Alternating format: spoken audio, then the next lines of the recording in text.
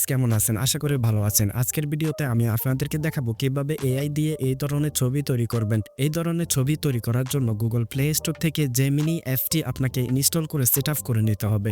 তারপর আপনি জেমিনি অ্যাপের ভিতরে ক্লিক করবেন। ক্লিক করার পর এখানে প্লাস চিহ্নতে ক্লিক করবেন। এখান থেকে আপনার গ্যালারিটি ওপেন করে নেবেন। তারপর আপনি যেই ছবিটিকে এরকম ধরনের এডিট করতে চাচ্ছেন সেই ছবিটি সিলেক্ট করে নেবেন। ছবিটি আপলোড হওয়ার পর টেক্সট অপশনে আপনাকে এই লেখাটি পেস্ট করে দিতে হবে। এই লেখাটি এই ভিডিওর ডেসক্রিপশন বক্সে অথবা কমেন্ট বক্সে পেয়ে যাবেন।